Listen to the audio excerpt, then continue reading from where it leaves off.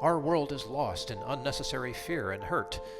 Our systems seem scientifically engineered to make you small, powerless, and always waiting for the next great leader who will fix the problems around us. Worse, we're witnessing neighbor versus neighbor while warfare breaks out around our family tables. But you have access to a spirit, a strength that enlarges and empowers you. Even better, you don't need to wait for the next big movement. You can heal the world. It's time for governance by grace.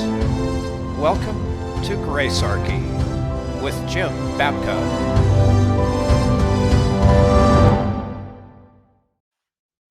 Welcome, everybody. We have a special guest today who is a person of faith and an expert on fusion, which is a political term. It basically means that it's the post-World War II political alignment between conservatives and libertarians. And fusion seems to be in decline. There are conservatives who say libertarianism is the enemy, the source of all of our ills. Indeed, this post-war consensus about what it means to be on the left and right seems to have changed. And we want to talk about all of that today with our guest, Stephanie Slade. But first, let me bring Jim in. Jim, personal faith is always on our minds here, right? But you're hoping Stephanie has some insight on one of your projects. That's correct. I wear a variety of hats, and one of them happens to be with the Advocates for Self-Government, who is famous for the world's smallest political quiz, which was birthed in a idea that David Nolan had. David Nolan was famous for two things: his chart, the Nolan Chart, which I hope to discuss here today, and the founding of the Libertarian Party. It was in his living room that the party was started. And these two innovations happened very quickly. They're back-to-back type of innovations. The chart ended up becoming a variety of different political quizzes that exist all over the web now, the most famous of which is the world's smallest political quiz that's put out by the Advocates for Self-Government. And as we're looking at the quiz, there was a theory that David Nolan posited that seemed to hold until the late teens. But I have reason to believe that things have changed pretty significantly. And so I'm also hoping that before we're done today, we're able to tap into Stephanie's expertise on fusionism and the realignments that are going on both sides of the aisle. You know, that quiz is why I'm a libertarian. Yes. Although I may not be a libertarian anymore, but that's the thing that got me in. And it was brilliant. Yeah. Back in its day. We're going to talk about that. But first, let's do a proper intro for Stephanie. Remember episode 19? We wanted to talk about an article that she wrote. We're going to talk about that today. And we went ahead and did the show anyhow, which is called, are you ready for this? I'll try to say it all correctly: Authoritarianism, Polarization, and Illiberalism. That was the name of our episode. Right. Say that with a mouthful of marbles. So Stephanie Slade, senior editor at Reason, the magazine of free minds and free markets, a fellow in liberal studies at the Acton Institute, and a media fellow at the Institute for Human Ecology at Catholic University of America. Her writings appeared in America Magazine, the New York Times, U.S. News and World Report, Online Library of Liberty, and probably a ton of other places. She covers the intersection of religion and politics. Welcome, Stephanie. Thank you so much for having me. Stephanie, as Bill said, we wanted to get you on in late 22. You write these epic articles, and you just recently did another one. Can free markets win votes in the new GOP? We'll put the article that inspired that episode, which was called the Authoritarian Convergence and Can Free Markets Win Votes in the New GOP, in the show notes. But I before we get too deeply into the subject of the politics and the alignment, I'd like to talk about faith, because that's always on our mind here. We care a lot about that issue. The show is called Gracearchy, and we approach it maybe a little different from you, but I would like to get your take on your faith. It obviously inspires part of what you do. So give us kind of your spiritual biography, as it were. Sure. So I am, I guess, somewhat famously at this point, a Catholic libertarian. I was for a while. I've been at Reason magazine, where I work now, for almost 10 years.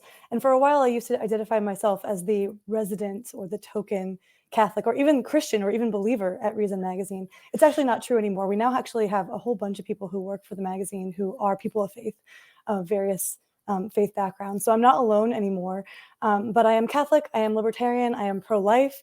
And this was 10 years ago, I think, considered to be kind of a strange mix of attributes. I have been Christian, I've been Catholic my whole life. I was raised Catholic. So that came first for me. My politics were secondary. Some people, do that journey backwards, the other direction. But so for me, I think it's important to recognize that my libertarianism flowed out of my religious commitments and my beliefs, and my moral commitments and beliefs, as opposed to sort of being in some way like retconned after the fact or something. So I believe very deeply in human dignity, that every human being was created in the image of God, and that we were endowed with free will by God, and that we therefore have obligations, moral obligations to each other, and that one of those obligations is not to, needlessly coerce each other. And so I think that my libertarian views really did come out of my faith commitments first. So you actually kind of anticipated one of the questions I wanted to ask you. You started to even answer it, and I'm kind of interested because I remember Reason back in the Virginia Pastoral days, and she wrote a book that basically introduced a theory or philosophy called dynamism, right, which tied libertarian thinking or thought to the idea of human progress and being very future oriented, and it was kind of a humanist view of the world. And I know that, I listen to Nick Gillespie when he does a podcast. He's a friend of mine, and I enjoy his show and his sense of humor. But his aesthetic is very clearly kind of a rock and roll aesthetic, and clearly not one of faith. I'm interested in a little bit more in the dynamic that goes on at Reason, because it has kind of had more of a maybe a pop culture bend, even in terms of how it approaches things, at least from my perspective. So I'd be curious to hear a little bit more about how the interaction of faith happens at Reason. Sure. Yeah, we joke sometimes that when Nick was editor-in-chief, we had a sort of sex, drugs, and rock and roll aesthetic. And then when my current boss, editor-in-chief, Catherine Maggie Ward, took over, she's a little more sex, drugs, and robots. She's more of a tech optimist, right? And in fact, we made T-shirts up that said sex, drugs, and robots for when she took over as editor-in-chief.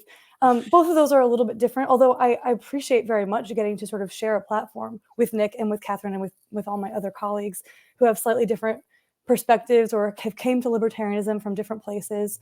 But I'll say too, I did not know when I was getting ready. I remember the day before I started my job at Reason almost 10 years ago, thinking like, goodness gracious, I do not know what I have gotten myself into, and I do not know if this is going to work. I don't know if I'm going to be accepted by my new colleagues, or if they're going to be like, who is this church-going Catholic girl, right? Like, she doesn't belong here. I just didn't know.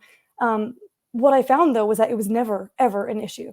That I was accepted immediately, that this sort of libertarian ethos of toleration is so deeply embedded and so genuine at a place like Reason that they were like, listen, okay, my lifestyle choices may be polyamory, your lifestyle choices may be, Bible study on Tuesday nights. That's cool. We can coexist. It's fine. We can all be friends, and we can advocate for the things where we do have a sort of shared goals and commitments, namely when it comes to public policy and wanting a minimal government, and maximizing human freedom when it comes to from government coercion. So there's enough overlap, and there was that ethos of toleration that came together that has made it that it's been a really wonderful. I feel very at home at Reason. I've never and if anything, my colleagues, both Nick and Catherine, who again neither is a person of faith, pushed me and encouraged me, and even to go further than I might have otherwise been comfortable doing, writing about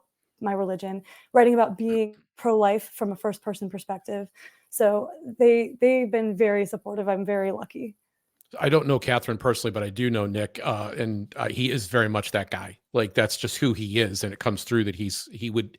I'm not surprised at all to hear that he's been encouraging to you. So let's talk about faith then, as it relates to politics, because I was raised in more of an evangelical tradition. I am now what I call a done, meaning I still love Jesus. In fact, he's more important to me now than maybe he's ever been in my life, and I think but going to church is not something I'm doing at the moment. I call myself a done, as in done with church.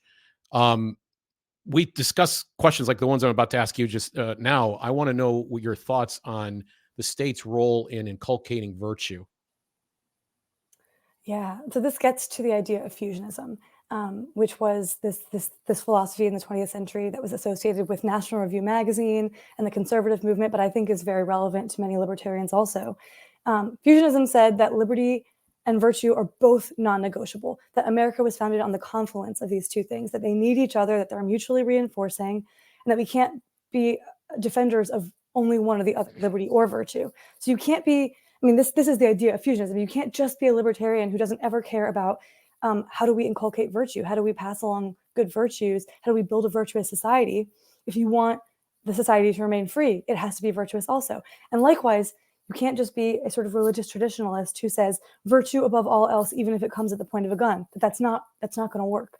So we have to care about both. And the sort of traditional fusionist answer to this is to say, well, we need to think about our society in terms of different spheres, a governmental sphere and a non-governmental sphere. And the government's job is to protect our liberty, to keep us safe and secure, make sure our rights are not violated. And then in the non-governmental sphere, our job is to take that liberty and use it to pursue virtue. And so we should be looking always for non-coercive, non-state ways of advancing that cause, of pursuing virtue in our individual lives, of figuring out how to inculcate virtue in the next generation, of thinking about what is a good society and how do we cultivate a sort of culture in which people think about the higher things in life and are not just narrowly self-interested. That should all be done, but that it should be done through in the non-governmental sphere, not in the governmental sphere. So, to the greatest extent possible, the answer to the question, what is the state's role when it comes to inculcating virtue or enforcing virtue, is I think it shouldn't have one. To the greatest extent possible, the state's job is to protect our rights, and our job is to figure out how to do the virtue piece. And that's a really big and difficult task, but it's also, I think, a mistake to think that the only way to get things done is through state coercion. Yeah. So, I mean, I want to follow up on that on the flip side of it. So that has to do with the kind of the virtue side, which the right tends to be a bit more concerned about. But there is a rich tradition within the Catholic Church, even here in the United States, to focus on social welfare programs. And a lot of people turn politically left when that comes up. Is it the case that the state is the only institution big enough to really provide for social welfare? Is that the best way to get it done? I definitely think it's not. And in fact, I understand that impulse. I do. There's this sort of seeming logic to saying like, well, we don't want to see people fall through the cracks. There are people in need. We have moral obligations to help those people in need. So we need to have some sort of, entity that sort of overarches all of society, that can make sure that there is not some corner, some pocket of society where people are falling through the cracks and they're being left behind and they're not getting the help that they need, where we are failing in our moral obligation to assist these least of our brothers, right? And so the state is the thing that is above all of us. It's the one institution that we all are in some sense have some participation in. This is the idea. And it has the resources that no one individual person and very few private institutions could ever hope to have. And so it should be the state's job to help people. We should. What I would say is what we've learned to do is to offload our obligations onto the state, and that is bad for a few different reasons. One of which is that it actually trains us to forget that is ultimately our job, that it is our obligation, that we should be on the front lines. We are supposed to be on the front lines of trying to figure out how to help those around us and make our communities better. But we think, well, I pay my taxes, and there's no way that I could ever do a better job than this behemoth, incredibly, financially endowed institution, the Leviathan of government. And so why would I even try to compete with them? I pay my taxes. I'm doing my part. The experts in Washington are figuring out how to help people. If people aren't getting helped, it's their job to solve that problem, not my job. So it trains us, I think, to be less moral, less virtuous, to think of ourselves as not being on the front lines. So in that sense, I think it makes us less virtuous. And then also, I think it's just that we found that government is really, in fact, bad at accomplishing the things that it sets out to do. And I mean, the one thing that government can do is write checks to people.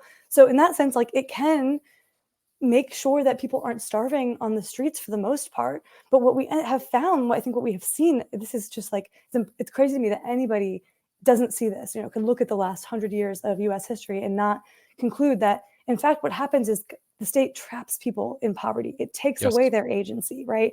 It makes them unable to it makes them forget or trains them to believe that it's not their responsibility to figure out how to help themselves and their families, but rather the state's responsibility to take care of them.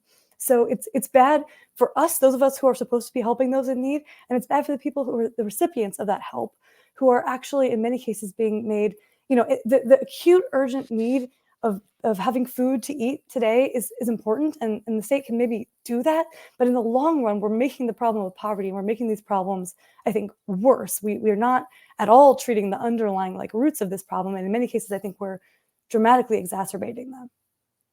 So you and I met at the Acton Institute. They do an event every summer, and you were a speaker there and did a great talk on the area we're going to be going into in just a moment on fusionism.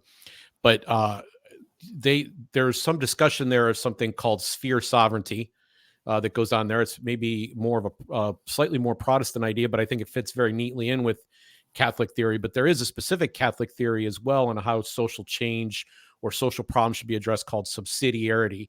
Would you like to address one or both of these ideas too? Sure. I definitely am more familiar with the Catholic one of those, although I've learned a lot from attending Acton Institute's events, because they do have that sort of Protestant and Calvinist. I've learned a lot about sphere sovereignty and that sort of thing, but subsidiarity I know better, and it's essentially the idea, and this has been a teaching of the popes for over 100 years, that institutions that are closer to the individual person and to the problems and that people face, the institutions that are closer to those people should be the ones that try to solve them, and that institutions that are farther away should only step in when absolutely necessary.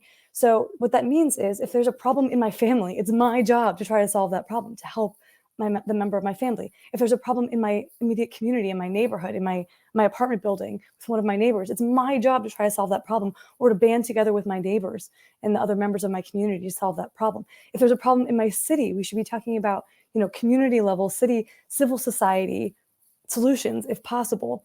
If we feel like workers are being exploited, we should be thinking about, okay, is there a way that these workers can band together to advocate for their interests, to negotiate with their employers, for example, but that we should not be looking to the state to step in and solve these problems. We should not be treating the state, I sometimes say, people think of the law as a magic wand. You wave the magic wand, you pass a law, you've solved the problem. But that's not the way to go about trying to solve problems, because the state, your local government is further away from you than you're the member of your neighborhood.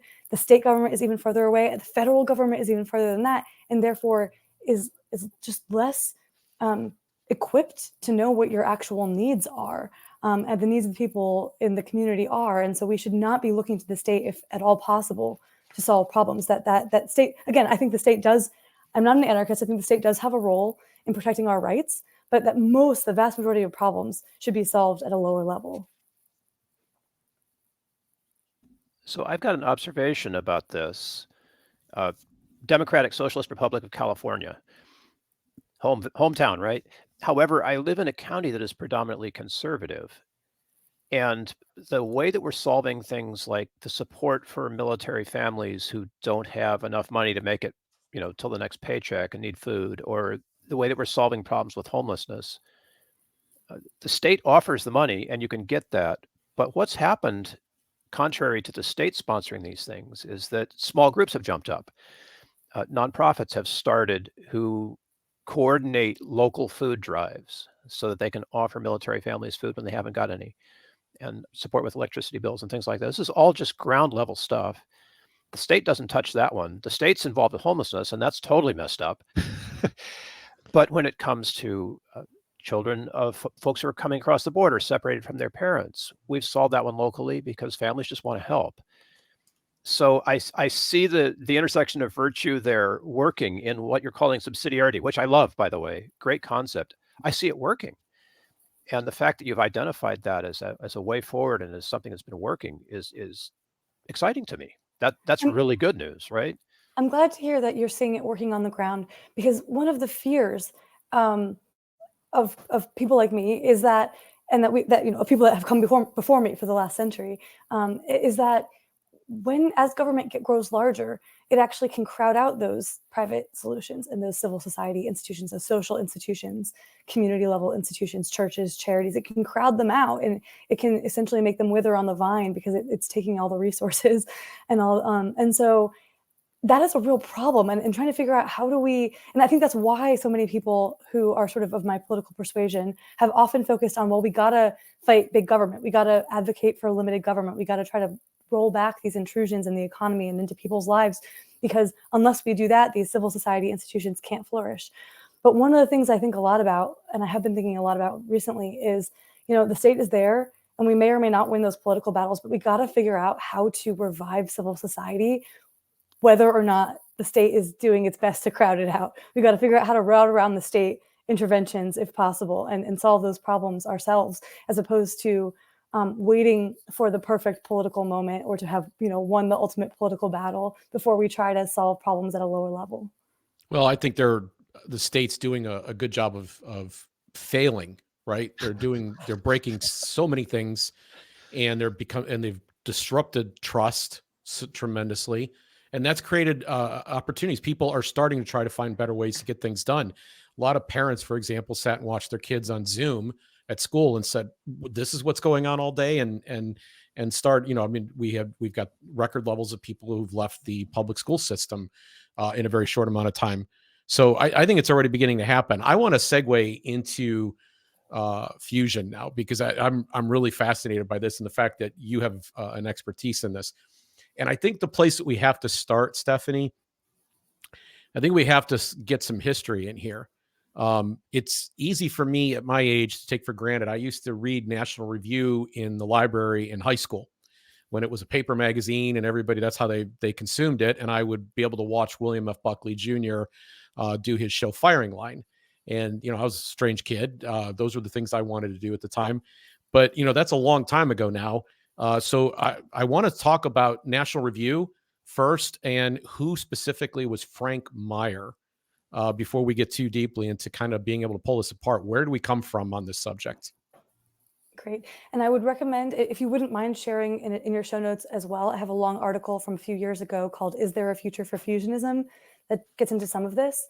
But yeah, so basically after World War II, there was a moment in which a new conservative movement was emerging in the United States that was clearly different in many ways from conservatism as it had been understood in Europe. In Europe, you associate conservatism with a sort of throne and altar, the aristocracy, the monarchy, these institutions that had never been relevant in the US. And so in the post-war era, as this conservative movement was sort of coming into its own and was trying to understand what it stands for, there were all these debates over what does it mean to be a conservative in the American context, in the US context. And there were different camps. One of the camps was the more libertarian camp, right? Hayek and Friedman were participants in this debate, and they were advocating for limited government and free markets and free trade. They were more libertarian. And there were also the more traditional conservatives, like religious traditionalists, people like Russell Kirk and Robert Nisbet and many others, who were saying, well, what we care about is tradition and religion and family values, and that's what it means to be a conservative. So not aristocracy or monarchy, but still the transcendent things, and that, making sure that we are protecting our inheritance, the things that have been passed down to us from previous generations. And again, the idea of objective morality, that it's sort of the Judeo-Christian understanding of virtue. So you had this liberty camp and you had this virtue camp, and they were debating and sort of vying for influence. And then there was this guy named Frank Meyer, who was an editor at National Review from basically the beginning. National Review was founded in 1955, and Frank Meyer worked there from the beginning. And he articulated what he believed was the correct synthesis of these two views. He basically said, neither side gets it completely right. We need both. That we have, as Americans, we have inherited both the classically liberal libertarian tradition and the sort of Judeo-Christian traditionalist religious tradition.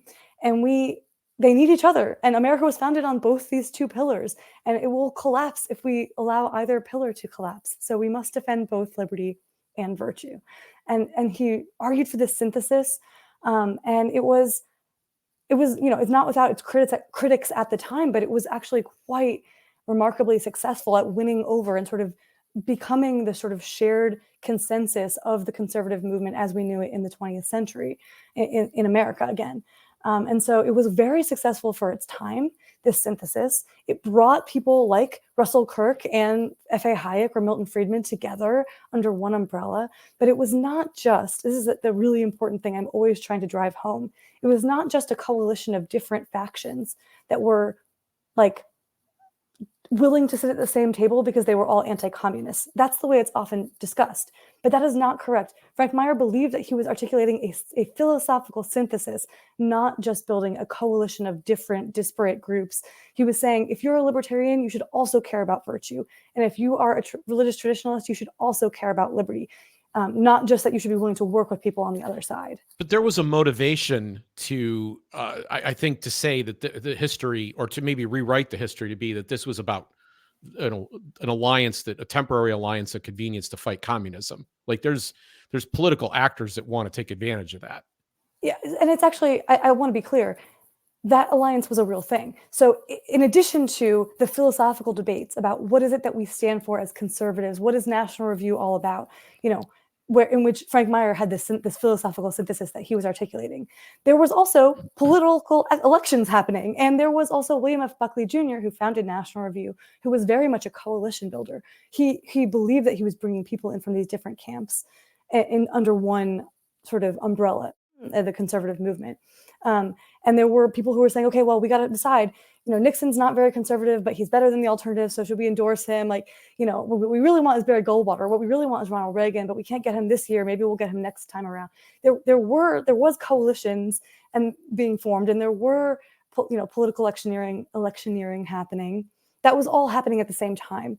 And I think it's fair to say that one of the things that allowed all these disparate groups to come together and support somebody like Ronald Reagan was that they all had maybe different reasons for being very concerned about global communism, right? There was this very strong anti-Soviet Union sentiment among religious traditionalists, among libertarians for obvious reasons, and among people who had previously been on the left, who had in some cases previously been members of the Communist Party or sympathizers with communism, who saw it up close and went, this is evil, we have to stop this.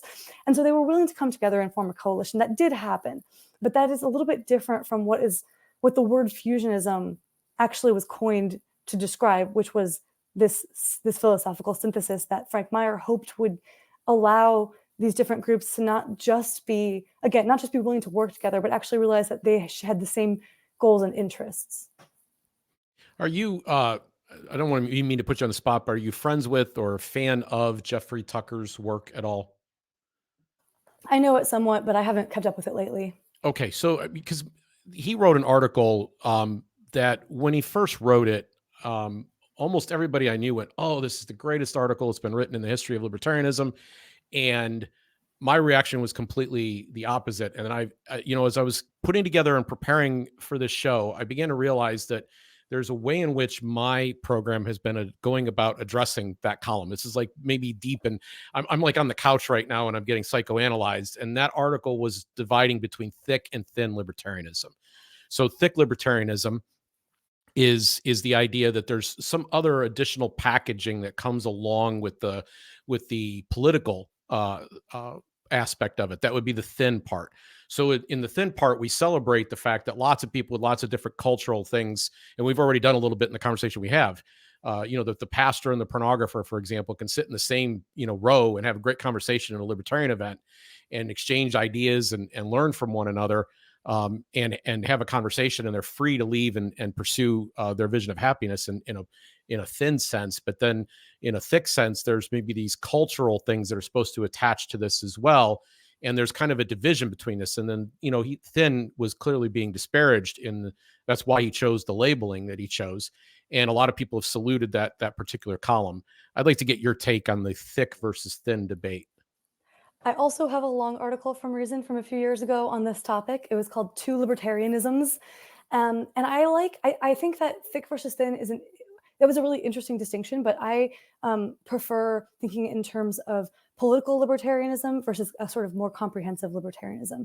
Do you think that the libertarian philosophy is something that merely tells us what the proper role of the state is in society? Or do you think it tells us something more comprehensive about what the good life looks like and how we should be living, even in our private capacity? So comprehensive versus political. I am very much a political libertarian. I'm not a comprehensive libertarian. I think that liberty is the highest value when it comes to the proper role of the state in society. It is to protect our rights and liberties. But I do not think that liberty is the highest value in life more broadly.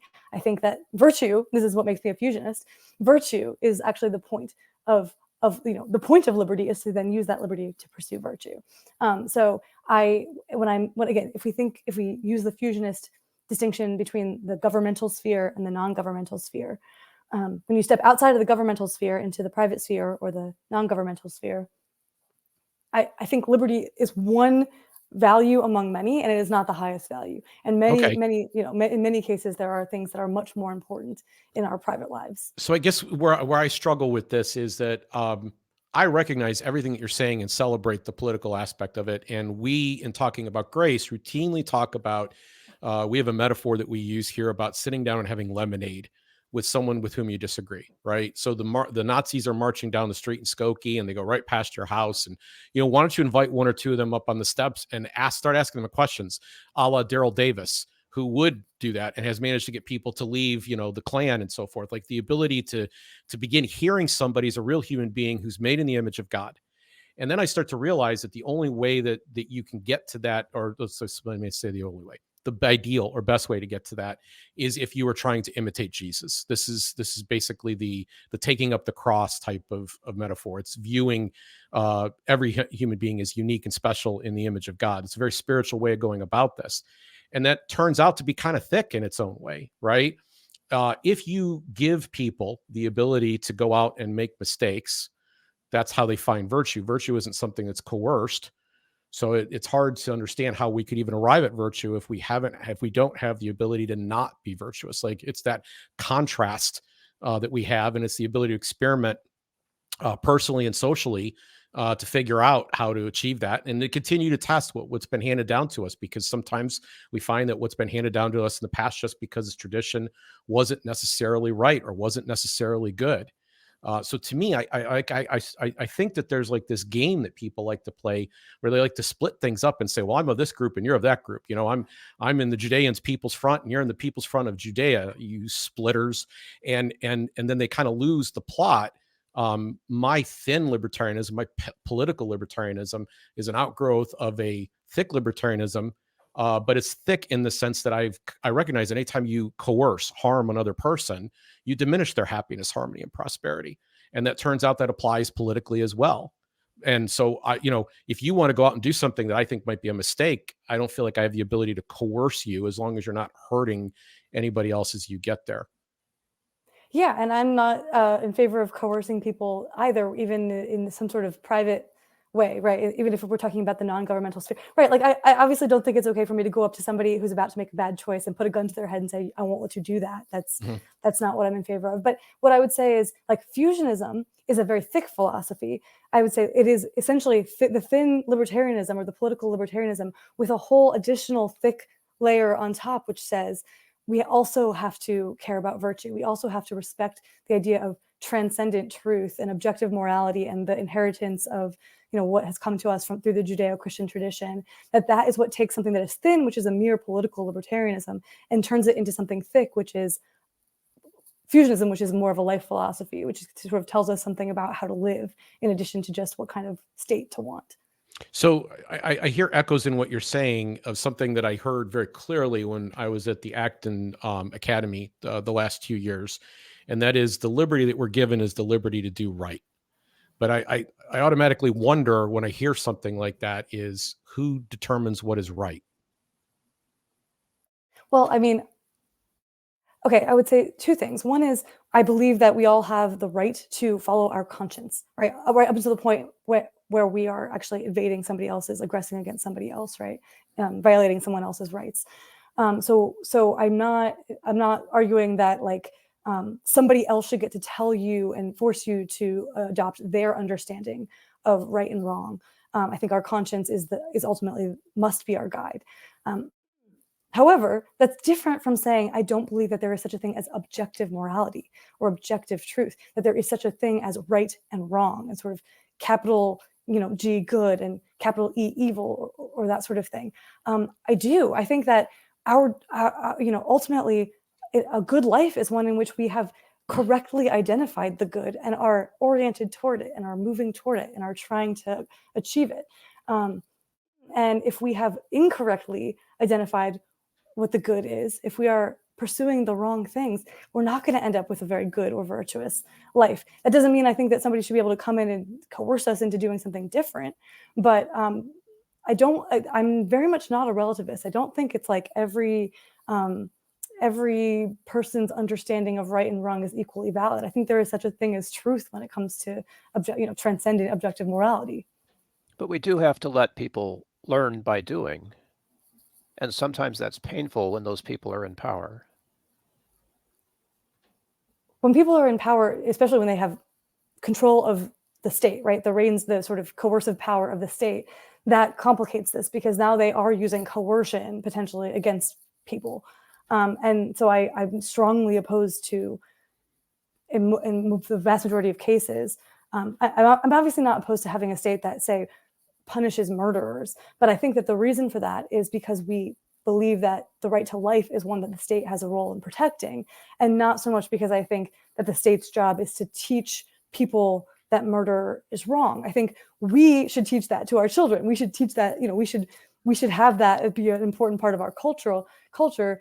But that when we empower the state to decide what is good and bad beyond just, having its job be protecting rights, but that's very, very dangerous. I'm very uncomfortable with going down that road, even a little ways. And that's one of the reasons that, sometimes libertarians are made fun of because we don't like, government schools. We think that all education should be privatized, right? It's like, well, it's because in schools you do have to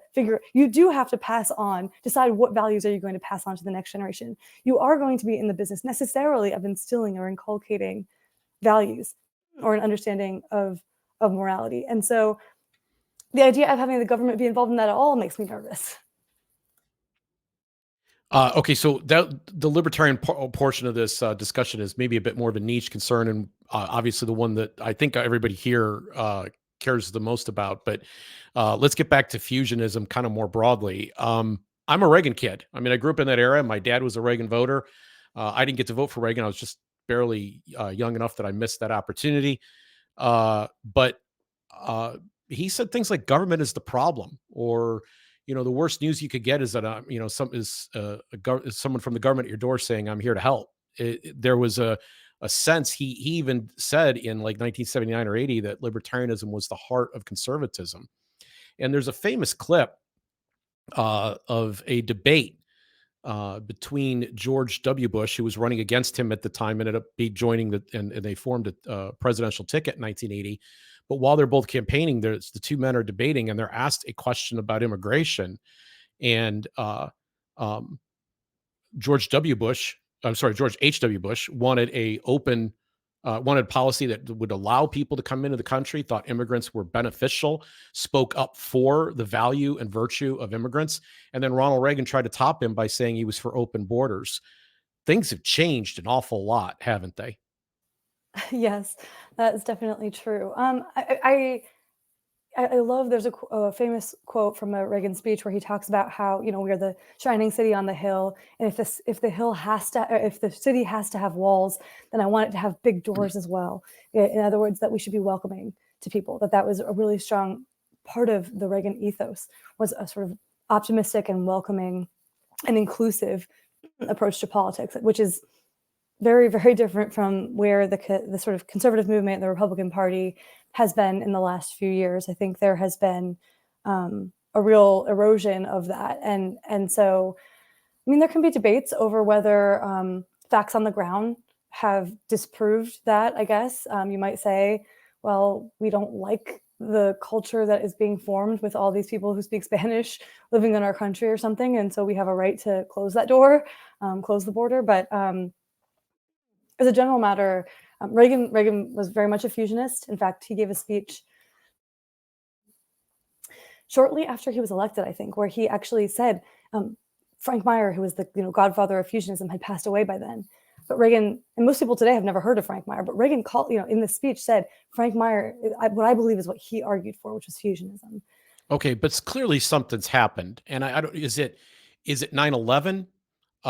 Is it the financial meltdown that we had in 2008?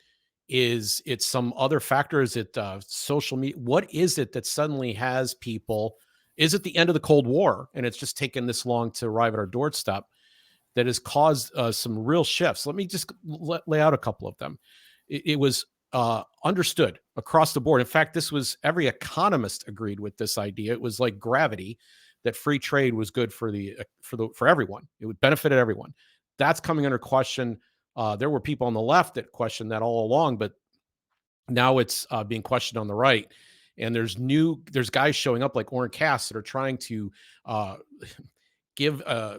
try to design some kind of economics that will kind of justify this position. They don't do a very good job, in my opinion. They cheat by picking start and ending dates for these things, but free trade is on the block. Industrial policy, the notion that we need to go back to kind of an FDR sense of the world is now being discussed openly amongst people who are Republican. Tough on crime. Just as recently as 2018 and 19, we were already seeing significant progress had been made about dealing with some of the problems that we have in criminal justice, involving the war on drugs, involving the sentencing, the way the sentencing was conducted, and so on. And all of that all of a sudden seems to have rubber band back really good and hard. Trump is very much, and the people of his ilk are very much kind of in a Nixonian state of mind there. Immigration.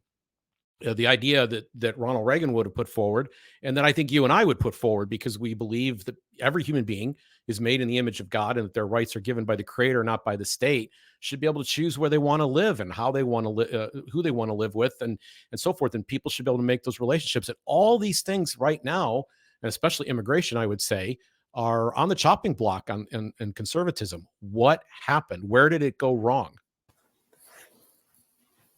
The first thing I want to say is that although I agree with everything, your characterization of the changes that we have seen, I often refer to this as the liberalism schism. And I think it is very important to remember that it is a schism where there are two sides. Even on the right of center, and broadly what would have previously been considered to be like the libertarians and conservatives all together on the right of center, there are plenty of people who still identify as classically liberal, who still think trade is good, who are not anti-immigrant, that who want limited government. But what has changed is that there has been this opening up of the schism where there's now a whole bunch of people on the other side who are saying things like, we tried your limited government and we don't really like where it's gotten us. And so what we think we want, what conservatives need to do, is to embrace a muscular state and be willing to wield state power in order to impose our values on society. Because the left is willing to do that. We know that the left has no qualms about using state power to impose its values on us. And so we have to be willing to fight fire with fire. That's the kind of things that they're saying. And so I think a lot of this is, it's reactionary. It's a backlash against very bad choices, poor choices, the illiberalism and extremism of the left, where the further they go in pushing, trying to sort of essentially force their views down everyone else's throat, especially using coercive power, the less willing people on the right are to say, well, we can just battle this out as a battle of ideas. The marketplace of ideas will sort it out. And they're saying, no, they're coming for us. They're trying to force their way of life on us. They are, they hate us, and they want to, make it illegal to believe what we believe or to live out our faith the way we want to live it out or whatever. And so we're going to respond in kind. And that means being willing to use state power against them. But that means that there's a constant escalation, like in a war sense, right? Everybody's always upping the ante. So we don't call ourselves Gracearchy on accident, because this is the very phenomenon we're looking to address. Is like, how do we go back down? How do we de-escalate? And we think the very first thing that has to happen is people have to listen. And they have to listen to a steelman argument, because I noticed that even in these arguments you're talking about, people have a tendency in the political sense to straw man one another, right? They pick the worst argument and set that one on fire and go, look I defeated this argument, when they're not really addressing the real felt concerns that are going on there. And they're turning to a coercive tool to kind of force everybody to accept their way of life. That's right. And I am very concerned by the current state of our politics. I think that the article I wrote that you mentioned earlier called The Authoritarian Convergence was about how on both the far left and the far right, they're starting to resemble each other more and more in terms of the far right embracing leftist economic policy. So on something as concrete as actual policy, industrial policy, and that sort of thing, anti-trade, pro-tariffs, all of that. But also in terms of like just an erosion of support for First Amendment, like free speech and religious liberty on both the left and the right, you're hearing this. And in terms of the rhetoric they're using to discuss these political battles, it's about politics as a war, total war politics, I called it in that article, where or I've also referred to it as sort of Game of Thrones approach to politics, because it's politics is a war in which you win or you die. That's a famous line from Game of Thrones. When you play the Game of Thrones, you win or you die. And they seem to think that we live in a world in which if we lose the next election, we will actually be destroyed. Our side will no longer be allowed to exist by the other side. Therefore, we must do whatever it takes to defeat them. Anything goes at that point. If your life is on the line, if you sort of buy into this way of thinking about politics, though I have responded by noting that if you're a Christian, in fact, even dying is not the worst thing, right? For us, we know that there are worse things, and selling out your principles are actually worse. It's much better from a Christian perspective to be the one on the receiving end of persecution than to be the one carrying out that persecution. Amen. Or that injustice. Amen. 100%. Amen. Okay, but there's also the historical argument to be made, and so my son was hearing. Bill. I'm going through one of the shows, and I'm making some show notes, and he hears in the background this typical mockery that I do, where something happened a year ago, or 2 years ago, or 5 years ago, and I'll say something like, "Oh, it may be hard to remember. We were so young then." And I do this trope. I do this thing because people have such incredibly short memories. I mean, like, you turn on the TV and they go, "Oh my gosh, this is the worst thing that ever happened. You see what just happened is the worst thing that ever happened. Well, we got to do something about this. Got to do something about this." You're like, whoa, whoa, whoa, whoa, whoa, whoa. This same thing happened here, right? Yeah. And we all survived. And I would do a radio show typically every Thursday with the host. And the angriest caller we ever received happened right before the 2018 elections. There was a band of migrants coming up through Central America and Mexico that were going to arrive at our border conveniently 2 weeks after the election was over. And the only hope was for everybody to get out and vote Republican, because that's, the way maybe we could even shoot them when they get to the border. I mean, it was some really hyperbolic language that was being exercised in that October.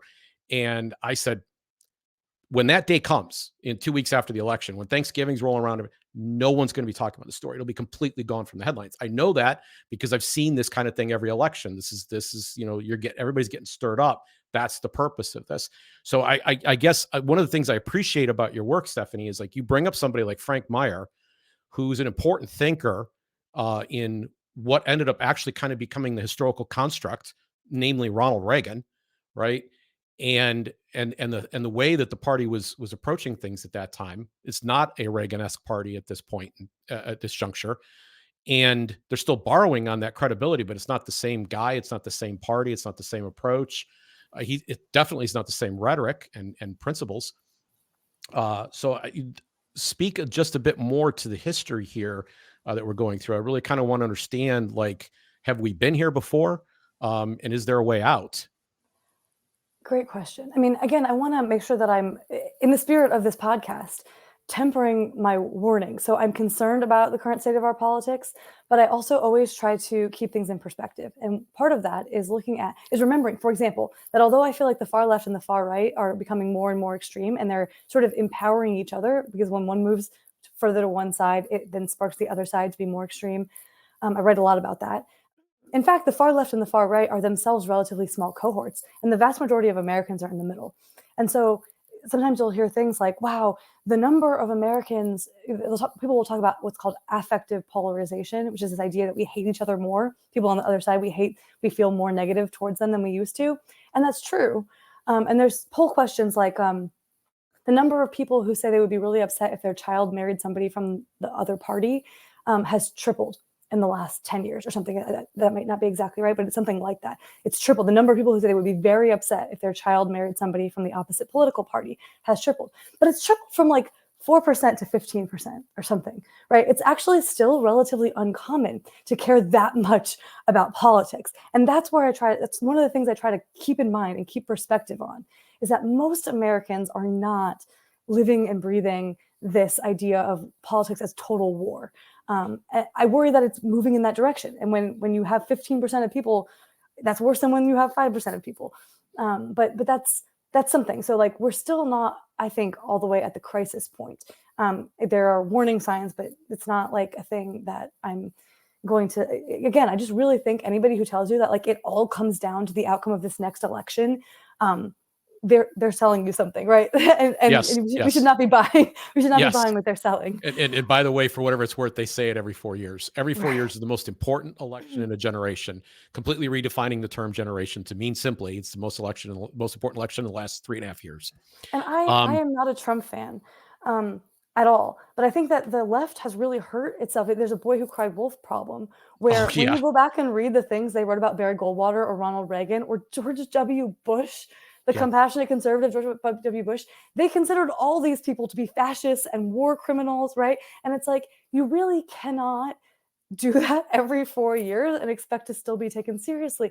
And if somebody comes along who really is outside the norms, and maybe we really should be nervous about, it's a lot harder to get people to take you seriously when you say that, if you have been saying that about everybody who came. When Mitt Romney was like the worst thing that has ever happened to American politics, then people just they stop listening.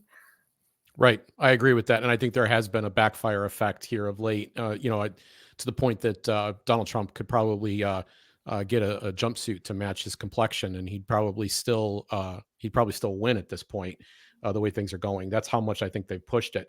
But, it's interesting, in the most recent article that you wrote for the March 2024 issue of Reason, you touch on the fact that this realignment issue isn't just inside the libertarian and right side. This reorientation is happening, is now impacting the political left as well. There were people, you cited a couple of authors who had written about how this was hopeful initially, and they're now starting to kind of backpedal themselves. They're kind of concerned what is happening to them that is driving people maybe towards the Republican Party right now, people who were traditionally maybe more labor oriented. This is exactly right. So this is the idea of a political realignment. I was skeptical that we were undergoing a political realignment, but I looked into it and I convinced myself that it is happening.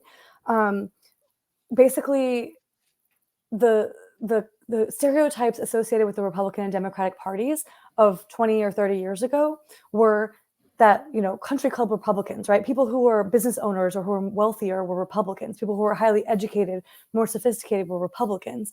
And people who were working class, blue collar workers, maybe union members, they were Democrats. Like people who hadn't gone to college, didn't have a college degree, were Democrats. This has completely reversed in the last 10 years, 10, 15 years, where now people who have a college degree are far more likely to vote Democrat. And people who don't have a college degree, especially white working class, but even if you broaden it to all races, those without a college degree are more likely to vote Republican, have been in the last several presidential elections. And this also sort of carries with it some racial changes too. So they used to think that the multi-ethnic party was the Democratic Party, that immigrants voted Democrat. But in the last few elections, we have seen swings towards not all the way towards Republicans, but in the direction away from being such overwhelming majorities for Democrats and much more towards voting for Republicans. And this includes, this is primarily, we're talking about voting for Donald Trump in 2020. Donald Trump, who was considered to be racist and who was considered to be bigoted and who wanted to close the border and who wanted to not let Muslims come here. And so this question of like, what the heck is happening here, that minority voters are moving in the direction of this guy who seems to hate them, or who everybody at least believes is hostile to having more immigrants come and that sort of thing.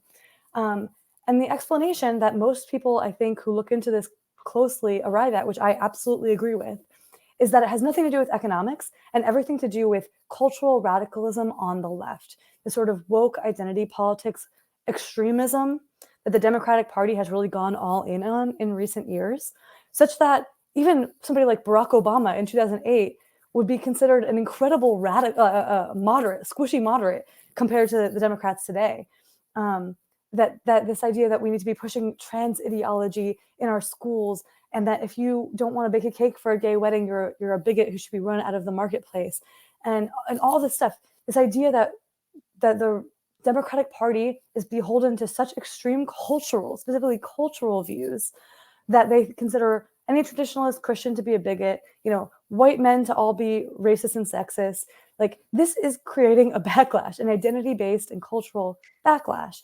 That they think that abortion should be legal all the way up until the moment of birth, right? This sort of thing. It's not that they're in favor of gay marriage, but it's that they're in favor of forcing their views on LGBT issues on everyone else and not allowing there to be a place in society for anyone who disagrees. It's this radical, militant, what is often called woke or identity politics turn that the Democratic Party has taken that is driving people, especially less educated people, who tend to be a little more socially conservative, who tend to not be as, extreme on these social issues, cultural issues. They're driving them out of the Democratic Party, and they're saying, I'm with whoever is going to fight against this craziness because this is insane and I can't get behind it. So the idea is that a realignment is happening, but that it is actually not. A lot of people think it's about economic issues. A lot of people on the right have made this argument that it was people like Orient you were talking about earlier said, oh, they're coming over to the Republican Party because Trump was, not free trade. And it's like, if you look at the data, it suggests that it was culture that was driving this realignment. Okay. So in your referring back to your March 2024 article, Can Free Markets Win Votes in the New GOP? You include something that is kind of, it's upside down as far as I'm concerned, but it's a chart. And in the bottom right-hand corner is the kind of the most libertarian position on there. But it's got axis points, just like David Nolan's chart does, which is famously used by the advocates for self-government in their world's smallest political quiz. And a lot of other quizzes use it too, and some of them orient it differently, but they set it up in my favorite way, which is a diamond chart. So David Nolan wrote an article that was published in January of 1971 called Classifying and Analyzing Politico-Economic Systems. And he was basically saying there is, most people are familiar with the left and right, and that kind of divides people on certain questions, right? One's a little more, the right's more conservative and the left's more progressive or liberal. But it doesn't really explain a lot about how they view the role of government in these things. It has a lot to do maybe with their values, and what they think is a priority, but not necessarily how much government they believe. So he proposed that there needed to be a second line that was kind of up and down, and that would measure how much government they believe needed to be used to address the various social matters that they cared the most about, or how little government should be used in those areas that they wanted freedom. And so then they came later, people like instantly, kind of organically, people began doing quizzes on this thing, and they started plotting people because he proposed that that's what could be done. And it finally got standardized by the advocates for self-government. But as I said, others have done this too. And I couldn't help noticing that in the chart that appears in your article, there is a social identity dimension and an economic dimension. These are two different lines in the chart to get to that point. I'm bringing this up to say we have a challenge here because we've looked at some of the questions. You already brought one of them up. You brought up free speech. Free speech doesn't tend to be predictive anymore. There's been a significant shift. This was previously considered an issue of the left. Now it's on the right, and they're virtually on par, according to the advocates' research. And, they have people taking the quiz. It's not predictive anymore of being on this political left. Likewise, immigration. They're shifting on that so that doesn't predict libertarianism anymore. Trade issues are less predictive, and Social Security are less predictive on the right than they were. And that leads me to believe, Stephanie, that we are in a different era. And here's what I'm going to posit, and then I'm going to let you shoot me down and set me straight. I believe that what David Nolan was talking about in 1971 was basically the Cold War consensus, or not Cold War, the post-World War II consensus, because even after the Cold War ended in 1991, this was how everybody was operating. When the election happened with Mitt Romney running against Barack Obama, this was exactly how people still basically were thinking. There might have been some evidence of fraying at the edges with candidacies like Ron Paul's and Bernie Sanders in the mix, but most of the way, this is how people were thinking. But then a man came down an escalator And in 2015, it announced he was running for president, and suddenly everything seems to have changed. And somewhere between then and the last year or two, we're in a different dimension. We're not in that same era anymore. There has been a realignment in the definition of what conservative and liberal mean. And it really calls into question all the questions that we're asking on that quiz. Like, do we have to look at, is it really a social and economic question anymore that really divides these two wings?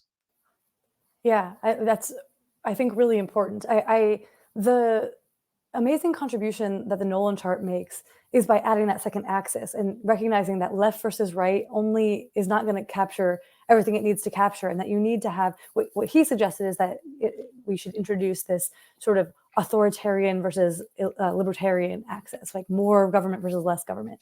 He used different language for that, but because you can have a left-wing authoritarian or right-wing authoritarian, and they're different. They're not identical in terms of how they want to use government, but they share that a desire to use government to get their way. And so having that second axis really adds something to the picture.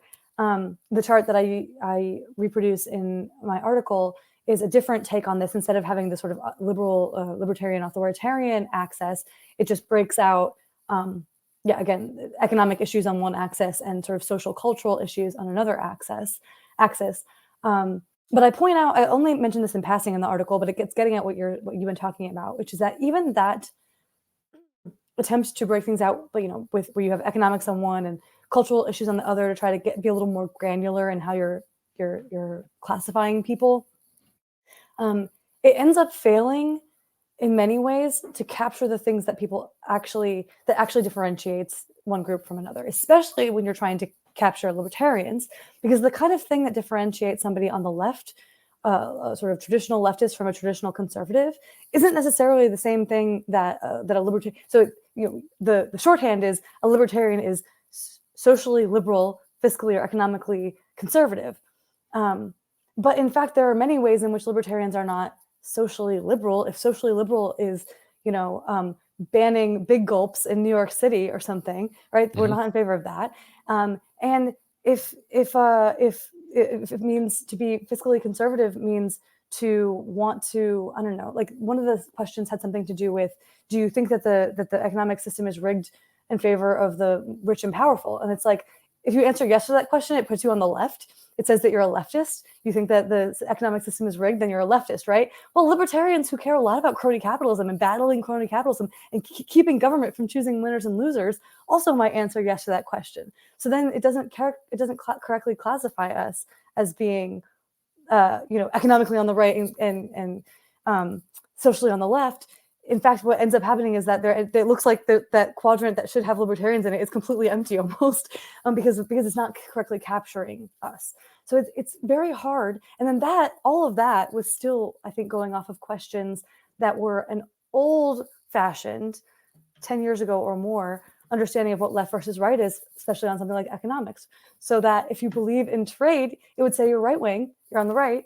And if you're anti-trade, you're on the left. But today, the people who are on the far right are anti-trade. So they're left-wing economically.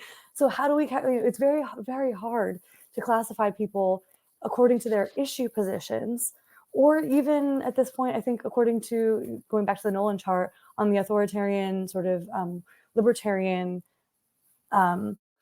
axis spectrum, because it seems like what's going on is entirely about people just identifying with one identity cohort, us versus them. These are my people and we're against those people. We want our people to be in power and we're opposed to those people having power. It's not really about issues, unfortunately, anymore.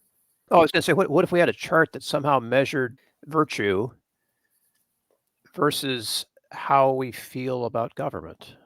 So if I were going to be trying to do a definition of what it means to be a fusionist, right, it would be, and I actually drew this 4 quadrants once to make the point of what fusionism is to my boss when I was writing my article on fusionism. I said, well, a fusionist is somebody who is in favor of limited government and traditional virtue. If you're in favor of limited government, but you're not in favor of traditional virtue, then you're sort of, you're like an old school libertarian kind of. And if you're in favor of individual virtue, but you're not in favor of limited government, then you're kind of an authoritarian conservative, like a big government conservative, right? So you can end up with these different, you can end up with 4 different quadrants, and one of them will be the fusionist quadrant, where you want limited government, but you think that limited government needs to be married to, fused with a culture, a virtuous culture. That is one way to do it. But I don't know that it necessarily would do a good job of capturing the full spectrum of people left, right, and center in a country like this one. Because so many people these days are not thinking in terms of virtue, right? That's like feels very passé to many people. So I'm thinking this might be my final question for you, Stephanie, but it requires a bit of setup. Then I want to come back to David Nolan's idea in 1971. So at the bottom of the chart, kind of home played out, you've got on your left side, am I doing the list? This would be the left for everybody. On the left side, you have social issues, and on the right side, you have economic or fiscal issues. And under Nolan's approach, and then like when you're attempting to write up the questions that would go, there are, on the world's smallest political quiz, there are 5 questions on each side. And each of those questions has to accomplish 3 things. They basically have to identify a agreement with an economic position on the right, or an agreement with a social position on the left. They have to resist the other side. So if you're on the left, you would say no, you would disagree with the question, and vice versa. And then finally, agreement should also drive you up towards limited government, libertarianism. And if you end up like on both sides, socially and fiscally, saying, I don't want government involved in these questions, you go all the way to the top. If you say, I want government involved in every single one of these social and fiscal questions, you would go to the bottom. So you think about this, writing up these questions, the simple shorthand was, and it was very simple. It was remarkably simple. The question, the quiz got standardized in the late 80s, like 1986, 87 timeframe, 88, somewhere in there. I think it was 1988. It got standardized by Marshall Fritz and a group of his friends that he consulted with, and they did tests and different stuff, and they standardized it. Then in the early 2000s, they did a review, and they only modified a couple of questions. They didn't pull or remove any questions. The theory was still holding. It was still highly predictive of where people were at in the political map. But we actually replaced 3 questions in 2020. I didn't just simply update, but we replaced 3 questions. And one of those has been a disaster. It's failed completely in terms, but I see that there's kind of this shuffling now. And so I'm saying all of this to boil down to this point, this simple back of the hand math that you would do to say, oh, this is an economic question, no longer predicts conservative and libertarian necessarily. The simple back of the hand social question definitely doesn't predict on the left very well. It's become much more complex than that. So I'm going to ask an incredibly hard question now with all that background. And that is, what are the dividing lines? How do you say now that someone is a conservative, someone is a progressive? You have a chance to be the David Nolan of 2024. You're going to be able to redesign the theory. What is the new era's theory? I wish I had a ready-made answer to that question. That's why we're in Final Jeopardy right now. I mean, one of the problems I think actually with, again, I love the Nolan chart. I think it was such a huge leap forward for helping to understand, refine our understanding of what's going on. But one of the things he did is he actually considered social issues and economic issues to be perfectly trading off, so that like far right meant you care a lot about free markets and not a lot about economic liberty, and far left meant the opposite. You care a lot about freedom, like on social issues, and not at all about economic liberty. But what we're seeing now is a cohort on the right who is not really in favor of economic liberty and not really in favor of social liberty either, right? Like they can move together. And in many ways, depending on like which issues you choose, folks on the left they're certainly not in favor of economic liberty in many ways, in most cases, but also although they want everybody to be able to sleep with whoever they want and, have whatever lifestyle choices they want, they also want government to be involved in many social questions too, right? Again, they want the state to have something to say about whether you are allowed to live out your faith in these various ways. Yeah, and by the way, you could see this in a host of people who just in the last 2 to 3 years who are definitely on the left. Glenn Greenwald, Matt Taibbi. There's these characters now that are beginning to show up. Bill Maher, even to some degree, who's still saying I identify with the left, but they're like, you guys are insane. And they're kind of these what I call old-fashioned liberals. I'm not sure that many of them existed even anymore, but they were this idea that they would have fit that Nolan Chart division pretty well. But they're on the basis of cultural issues, there's definitely a lean right. I mean, Matt Taibbi even says he's crossed the line. Yeah. I don't have a good answer to this because it also depends whether you're talking more about sort of cultural figures and influencers, right? Thought leaders, intellectuals, writers, people on TV, or if you're talking about base voters, because it seems very clear to me that what's going on with base voters is something very different than what's going on with folks like Matt Taibbi. But I guess a thing that I wrote in my big piece on the realignment, and that I do believe, is that it is these cultural and identity questions where the extremism on the left has pushed out many like blue collar voters out of the Democratic coalition into the Republican coalition, because they're like, if you're going to tell me that my kids have to like my daughter has to compete on the same sports team with a biological boy, like I'm going to have something to say about that. Like I'm not going to keep voting for you just because I think that like I agree with your tax policy more or something. They care about those cultural issues more, so it's pushed these folks to the right. And it also, in some ways, the lack of the extremism, the sort of cancel culture stuff is what's pushed some of these what would have been more left-wing influencer types like Taibbi or Bill Maher or whatever out of the coalition. Also, it's like, you used to be classically liberal in some sense, in sense of believing in individual liberty and free speech and that sort of thing, and wanting to like coexist peacefully with people even if you don't agree with them. And now there's this like desire to militantly impose your way of life on everyone. So there's like the people who are not okay with either side imposing their way of life militantly on everyone, and then it's people on the left who want to. What we understand as being on the left, even though we can't tell you what set of issues puts you on the left, but we understand there's a difference between being on the left and being on the right. There's people on the left that want to militantly impose their way of life, and there's people on the right who want to militantly impose their way of life, and then there's people like me, probably on the right, but don't want to militantly impose my way of life. So there really are still four quadrants, and I think the authoritarian liberal axis still gives us a lot of information now that I think about it, but it's that left versus right we're having a really hard time. We can see that there's a difference, but we cannot figure out what are the issues, what are the actual political issues. It's harder to wrap them up into a neat bow and say these are the issues that tell me that you're a right winger versus a left winger. It's certainly not going to be economics. It's not going to do it. Stephanie Slade, thank you for being on Gracearchy and sharing your thoughts. And we will include your articles down in the show notes. I want to close out, Bill, on this thought that Stephanie brought up a few minutes back about the idea how the extremes are small, they're kind of loud, and they're more like each other. And I'm afraid that too often that's what's driving what we think is happening, and we're maybe not aware of the full picture. I mean, we talk about history here, we talk about grace here, but maybe the grace point that we close out on here today is a recognition that these large shouting groups are minorities. They're driving a lot of the media coverage. They're driving a lot of the adrenaline and fear that is a part of our politics. They're not driving us necessarily towards harmony, and they're probably not really truly representative of the big picture.